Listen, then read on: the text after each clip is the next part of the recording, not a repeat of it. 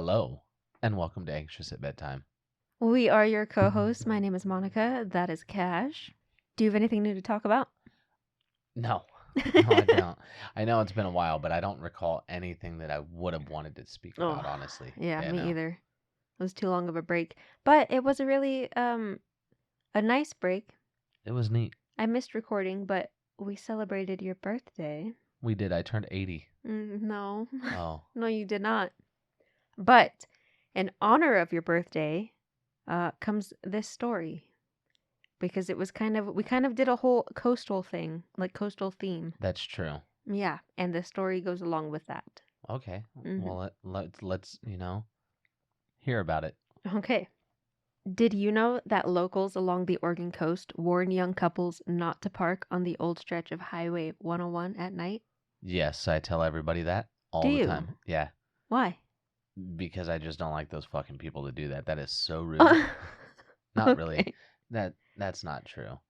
I've never told anybody that, and I don't feel that way either. Okay. So what are you on about? Yeah, there's a reason that people say that, and it's not because they don't like people parking there.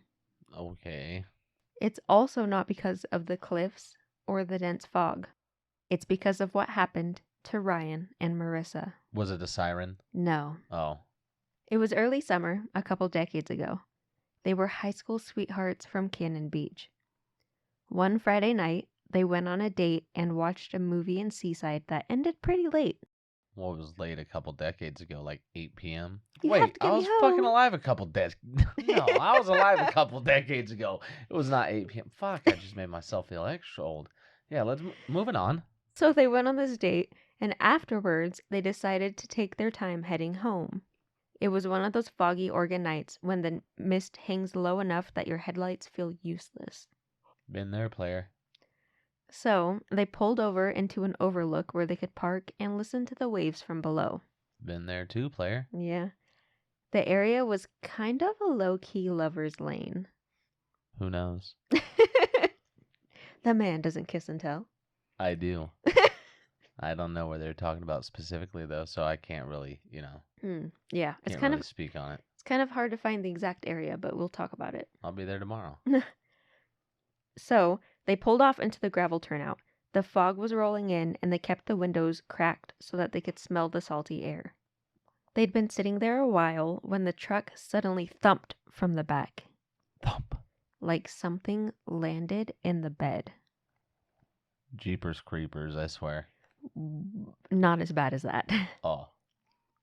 Ryan pulled back and looked over his shoulder toward the rear window.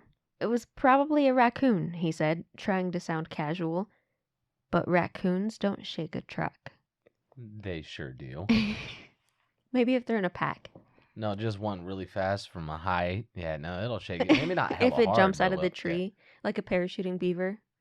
I've seen over the hedge, and I'm pretty sure there was parachuting raccoons in that too. I think there might have And been. nowadays, they are saying that Hollywood movies are kind of, alluding to the truth of what happens. Who fucking knows? So Dude, you over think the there's- hedge could be a documentary. Parachuting raccoons. I didn't say I think. You're so handsome. Bless your heart. Okay. Ryan's trying to remain casual, but then another thump. This one was heavy enough that it rocked the whole truck. Marissa's smile faded as she said, "Did something jump in?" Ryan reached back and slid open the small rear window just enough to peer out. The fog seemed even thicker now, swirling around unnaturally by the truck. I mixed up that sentence in my head, but it meant the same thing. Okay. At first, he saw nothing, but then a shape started to move, and a human-shaped figure pulled itself upright in the bed. It was wrapped head to toe in filthy, dirt-stained bandages that fluttered in the coastal wind, strips peeling away as though they'd been rotten for decades. Beneath the gaps, what little skin was visible looked rotted. The Bandage Man. The creature lunged forward and slammed a hand against the rear window. The bandages were soaked with something dark that smeared across the glass. Was it poop? It could have been poop. I hope not. Nobody's ever really said. Ugh. And if you're already covered in toilet paper, like why bother trying to find toilet paper? You just use your arm. And what if he's covered in toilet paper that was used by other people already? And that's why it's all, ugh. Yeah, this is fucked He up. recycles.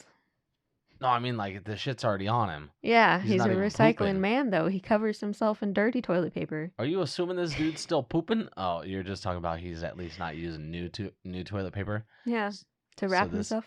So this could have been post 2020. He's not actually having covered in toilet paper, though. Hold on. Okay.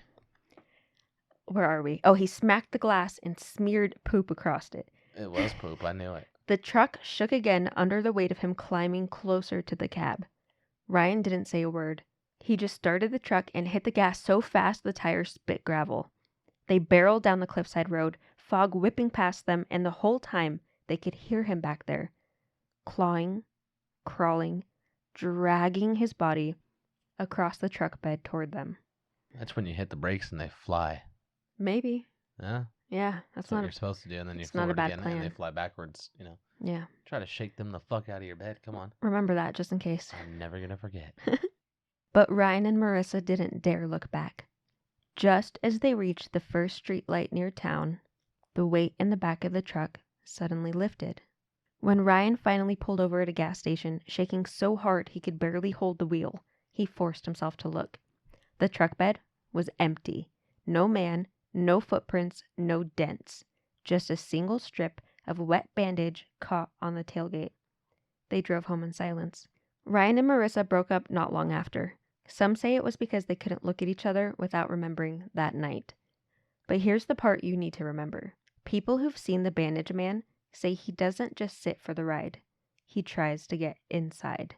So if you're ever parked on Highway 101 at night and your truck suddenly dips like something just climbed in the back, don't check. Don't open the window. Do not get out of your car. Kevin, what? I think he's anxious at bedtime right now. I think so. I'm trying to read and he's just standing on his back feet clawing at my arms. But do not get out of the car.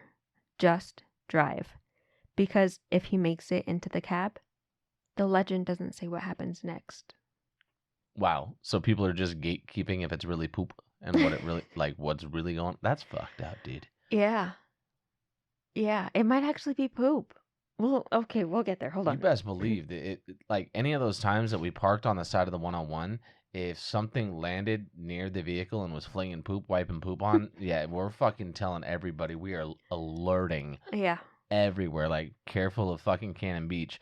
Poop this man. Dude's slanging poop off these fucking bandages on his arms. I don't know what happened, but the hospital wrapped him with poop and ace bandages, and he's out here flinging that shit. I can't I would have snitched. I can't lie, though. I love Oregon with all of my heart, but that is the most Oregon story I think I could ever imagine, is somebody out there flinging poop dressed up like a mummy. Yeah, it's up there. Yeah, that's pretty fucking Oregon. So, Cannon Beach is probably the most famous town on the Oregon coast. If you've ever seen a picture of the Oregon coast that has a large rock on it, that's most likely Haystack Rock in Cannon Beach. It's used in the background of a ton of pictures, a ton of movies, TV shows, you name it. Indigenous tribes such as the Tillamook originally inhabited Cannon Beach, but in the winter of 1805, a huge whale that was 105 feet long washed up on shore. I remember that. Well, the stories at least. Oh, really? Of the beached whale? I thought. Didn't they blow the shit up? Wrong whale. Different whale. Even today, a beached whale is a pretty big deal, but especially back then when resources were hard to come by, people flooded to not only see the whale, but also harvest blubber. Well, yeah, you gotta make your colognes and perfumes. Mm-hmm. I don't know. I don't think that's what they did with it at that point. Because it was like the indigenous tribes. They made clones and perfumes? They made pheromones out of it for hunting and different stuff like that too. Yeah. That's cool. I didn't know that. But 2 of the people that wanted to witness the whale were Lewis and Clark. Who were they? Lewis and Clark? I'm just kidding. You can cut that. That was silly. I have to share this quote that scarred me for life, though. Lewis was quoted saying that blubber was excellent food, and it was white and not unlike the fat of pork. though the texture was more spongy and somewhat coarser. I had a part of it cooked, and I found it very palatable and tender. It resembled the beaver or the dog in flavor. Yeah, no, I want to eat whale at all, or dog, Yeah. or beaver. I don't think I want to eat I'm any of pretty it. basic, yeah. Yeah. I mean, back then, I guess you just fucking ate whatever you could. But dog? I wouldn't fuck around with eating dog either. I mean, back in the day, yeah, people, I mean, even today, people eat certain dogs in certain areas and stuff like that. There's just a lot of stuff I don't eat for sure. Yeah. To be fair, I don't eat fish sticks Yeah. or anything that's been in the water. That's true. I just didn't know it was commonplace to eat dogs like that. I thought it was always like the American with their companion, the dog. You know what I mean? No, there's not really any animal that the humans know or have been around that you can name that there hasn't been some civilization or some culture that ate it or does eat it. Like, it's just the food chain in the Yeah. world. It's unnatural to us because we don't do that currently. Really, it's not a big thing now. But yeah, it was very fucking common. I don't understand either. I'm Couldn't not even a imagine. dog person, but that makes me so sad. Oh, but that reminds me, yeah, you've heard of the whale in Yachats? Yeah. So, in case anyone listening hasn't heard, there recently over um this past weekend, the weekend of the 15th, a whale washed up on the beach in Oregon. Luckily, they did not blow this one up like the last time a whale washed up, but this one washed up alive. And people, like, everyone came together as a community basically to try to keep the whale alive. And they were like pouring water on it, and people were with it like 24 hours a day for I think it was 3 days. But they tried and tried and tried to get it back into the water, and they eventually had to euthanize it. That's how it ended. I don't know if Oh, I told you. no, Yeah. you didn't. That's sad. Yeah. Especially after they worked so hard. Right? They should have gotten a forklift out there. I think they tried something big like that, but there was, I don't know, some sort of like government agency or something that came out and was trying to like spearhead all of that. Right, because they wanted to collect it for what it could be used for. I hope not. But there were issues with like, because some people were saying, why don't you take a tractor out there and like pull it out with the tractor, or why don't you use they did use, I think, a backhoe to try to like dig out the sand. So when the high tide came in, it could pull it out, but just nothing worked. And then they were saying like they had to be careful what type of equipment they took out of there because of the sand. It could just like sink into the sand. I would have probably put a net in front of it and then attached it like, I don't know, a huge fishing net. To a boat, right? Couple boats, one way Yeah. over there, 150 yards that way, 150 yards to the Something. east, and then had them both gun it as best as they could to at least drag it into the water. And once Closer, people at could see it least. was submerged, then they released the net, and then people that are close enough, to the beach could take little boats or even jet skis and go retrieve the net. Yeah. I don't know. But fuck me. It was this big debate because a lot of people were like, besides the locals doing what the locals could do, why was this agency or whatever in charge? They didn't do everything they could do. But then the agency was like, you guys just don't understand. Basically, it kind of felt like they were like, you're just a girl. You don't get it. They're like, you guys don't understand. Yeah. We didn't want to.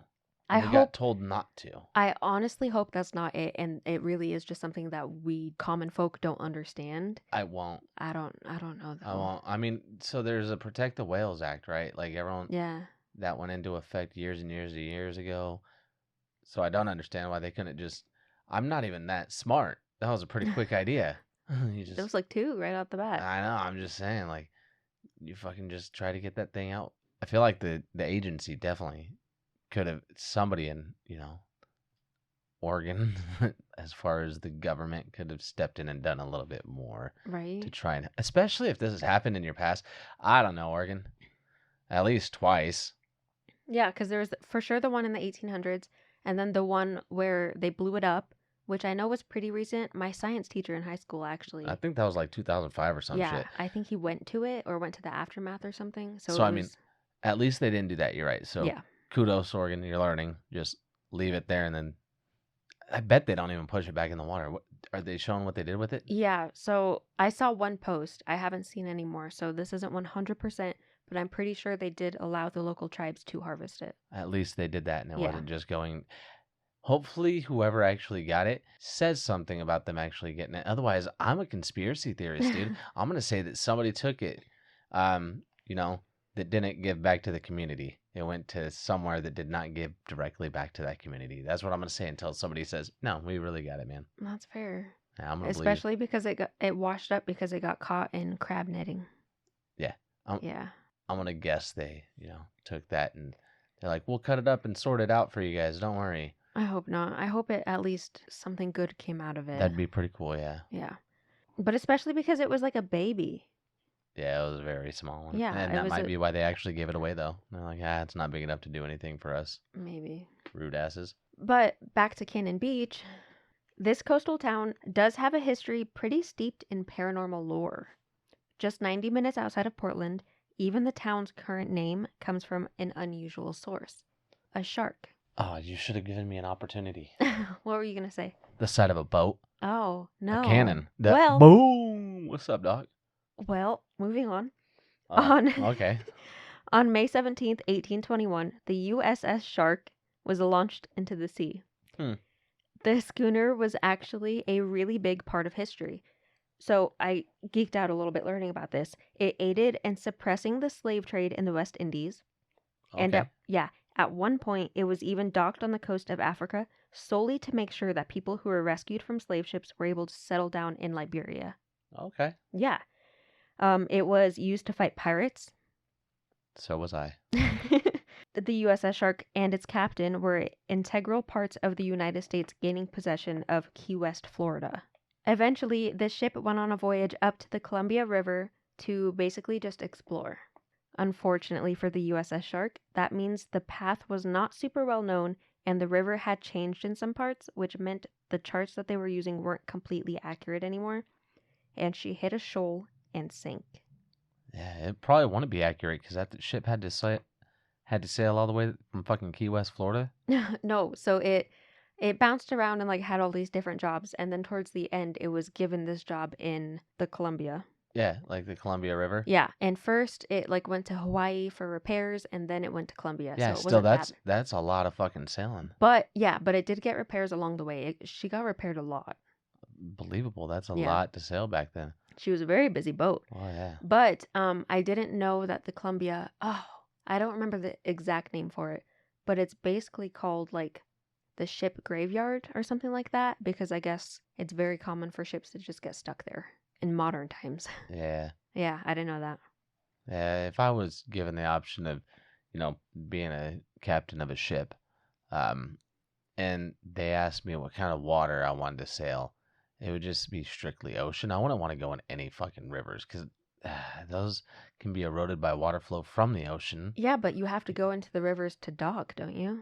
No, sometimes you could do that on the... I don't fucking know that much about boats. Get out of here. Let's continue. Okay. Let me act like I'm going to make some shit up that I saw in a cartoon when I was a kid or some shit. Like, no, you can do it. All of them. You can get it on the fucking beach. You just fucking... You take... No, I don't know. I've never been on a cruise ship even. Not yet.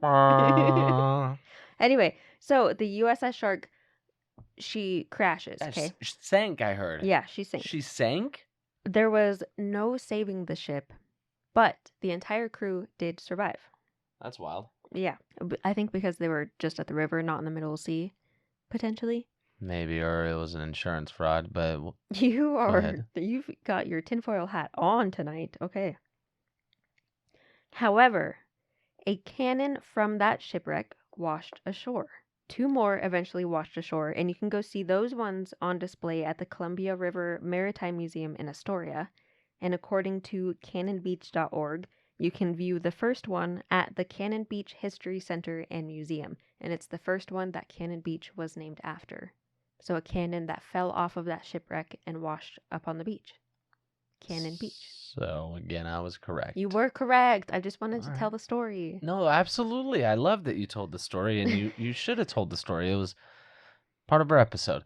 But I'm okay to be right. Just because I'm correct doesn't mean that it ends there. Stop stealing my thunder. Oh. I'm just kidding. Oh, that's it. So, as for Cannon Beach itself, there are shipwreck stories, which of course come with legends of ghost ships. There's a lady in white named the Lady of Cannon Beach that roams the sand. Oh, yeah, there is. The Tillamook Lighthouse in Cannon Beach is said to be haunted. There's even rumors of water babies that can be heard at night. They got their own water babies, I hear. Which we covered the water babies in Pyramid Lake outside of Reno, Nevada in, I believe, episode 2, if you've never heard of those. It was one of them. Yeah.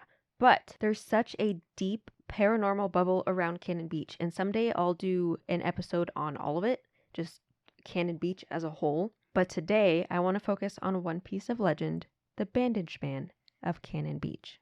Ooh.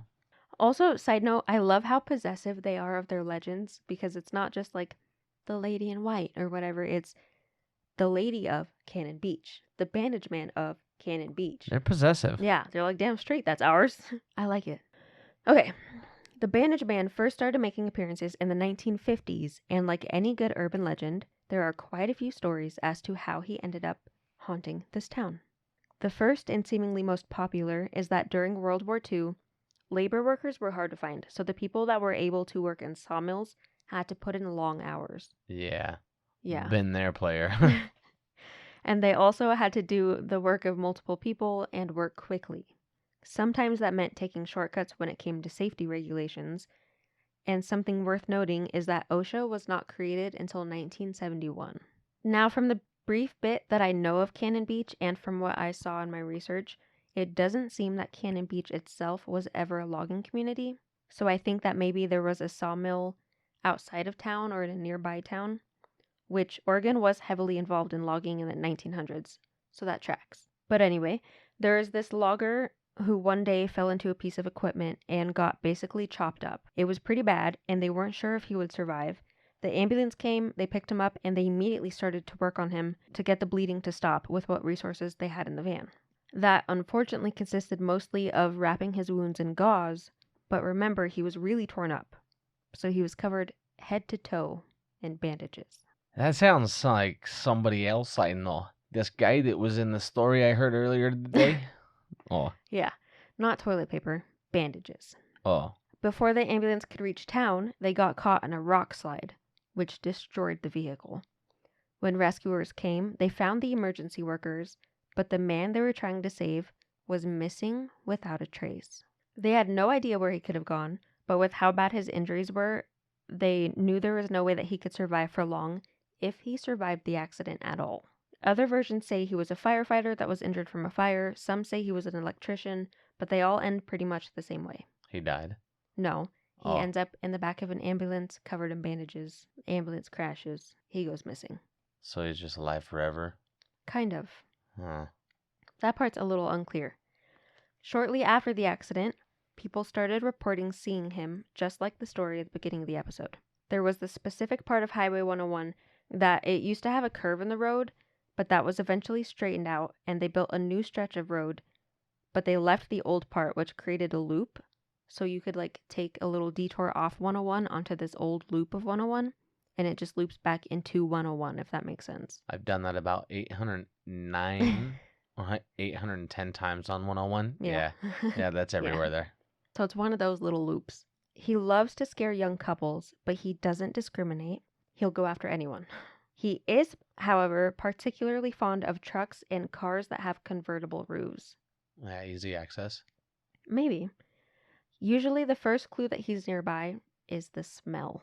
He reeks of rotting flesh, mud, and sometimes he has a burning smell, but that usually goes along with the firefighter story, which makes sense. It could be hella people out there doing this.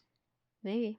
Different people died different ways in the back of different ambulances. Man, you never know. Or is it ambuli? There are a lot of rock slides in Oregon, so.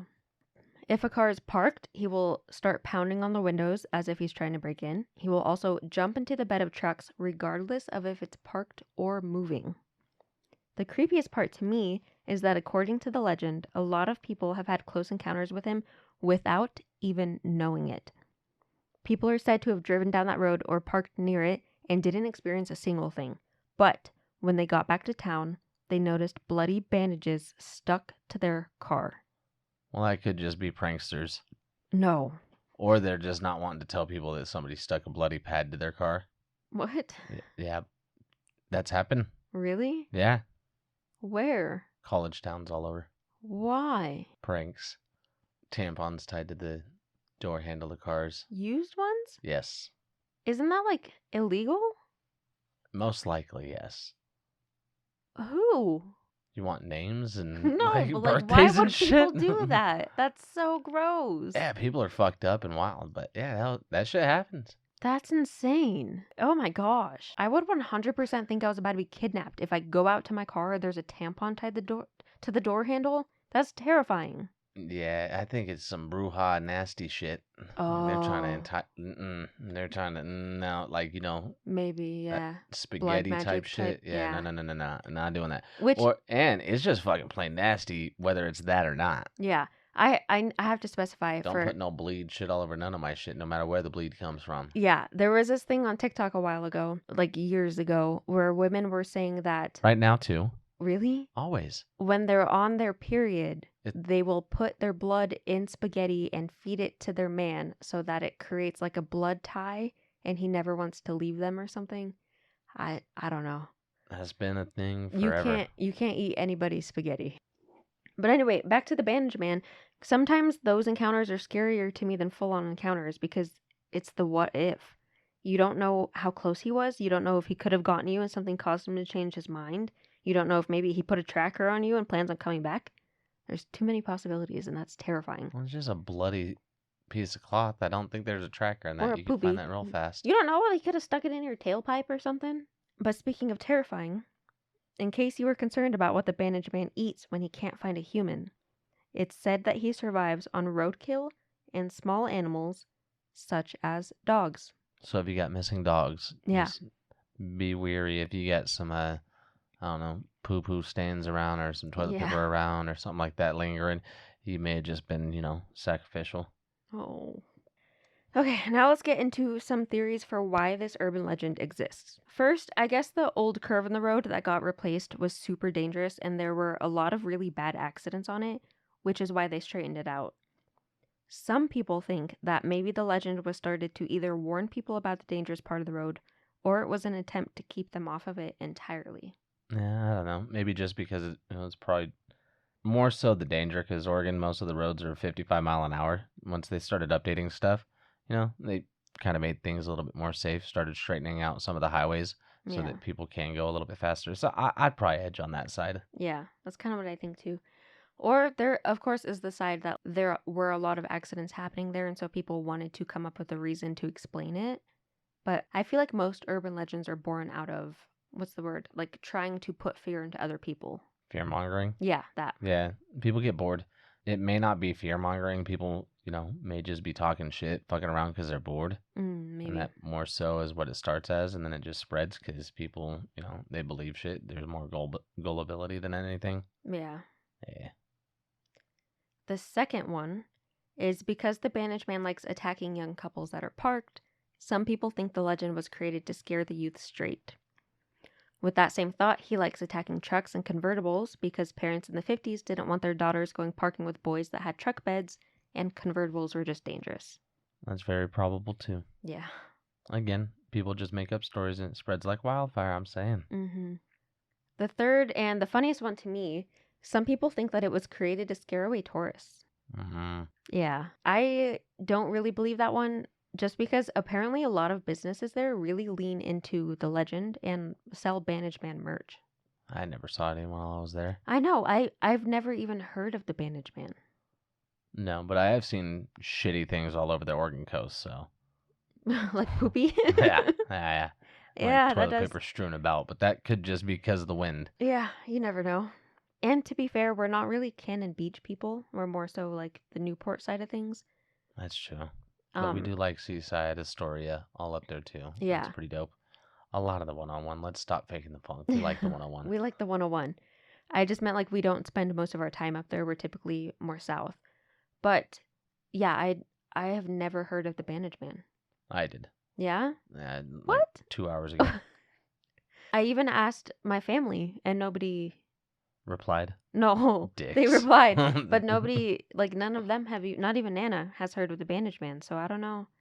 It's kept pretty under wraps now, I guess. It's a government conspiracy. Maybe. You know, I love They gotta let The, them out like- every once in a while to feed so that they don't Yeah. have to fucking deal with them. I love the government created a monster and it got out. Okay. I did find one article from Aleda Wilson with the Daily Historian where she talked about meeting a man in a diner that alluded to him being behind the legend's creation. He didn't give specifics and hinted that he would explain more later on, but she was never able to find him again. Because he died. Maybe. Took it with him on his deathbed. And that is interesting, but Bandage Man pranks were very popular in the 60s, so it is possible that he just pranked some friends and hopefully that's where it ended and that he wasn't dressing up as the Bandage Man on weekends to scare people. That's what he did for like 30 years. Yeah, because I can't lie. Passed it down to his kids. I could kind of see that happening too, and that's why it kind of died off. The grandkids out there like, I'm sick of this, Grandpa. Yeah, and they don't dress up like the Bandage Man even though he used to. And he's like, that's too damn bad. Yeah. I'm going to shit on you and wrap you up. Spin. Spin. Twirl, you little shit. But that's also something that Get it? You little feels, shit. yeah, you little shit. Yeah. It feels like that could also be very Oregonian. Somebody just became an urban legend just for the fun of it. Yeah, that's Portlandia. Yeah. Yeah. Yeah. So I could kind of see that. But I like to think it's more, I don't know. I like to think he's real, for being honest. You would, yeah. Yeah. But I want to know, do you think the Bandage Man smells like wet Band-Aids? Because in all of the stories, he's described as being wet because of the PNW. Yeah, because he's on the 101 right next to the fucking coast, right Yeah. next to the ocean. Makes sense. So I don't know if wet gauze smells like wet Band-Aid, but Well, it I already feel said he like- smells like wet dirt. yeah, wet dirt, but not wet Band-Aid. I don't know. This did remind me, though, of this time a few years ago. I fell down a Reddit rabbit hole of truckers talking about how scary it is to park and sleep in Oregon. Do you remember that? I do not. Okay.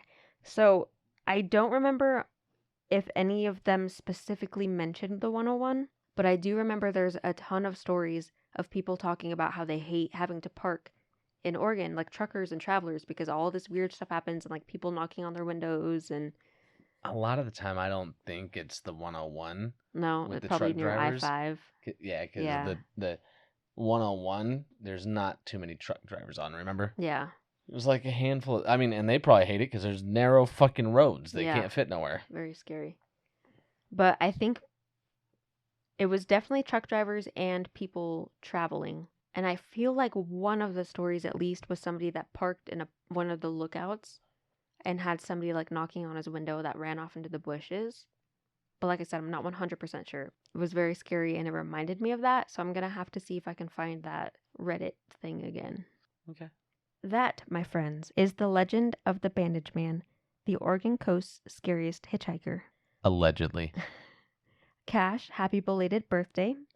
Allegedly. May all of your coastal road trips be Bandage Man free. They have been. Mm-hmm. And hopefully poop free still. Hopefully poop free. So far, it's been poop free since 03. And to anyone listening, remember, if you drive that stretch of Highway 101 near Cannon Beach, keep your eyes forward. Don't check the mirrors. And don't stop for anything wrapped in bandages, no matter how human it looks. Unless you're bored, fucking do whatever you want. Like, you got freedom of choice, my guy. And gal. And my person. Mm-hmm. The world can be a scary place with shit wrapped in bandages and...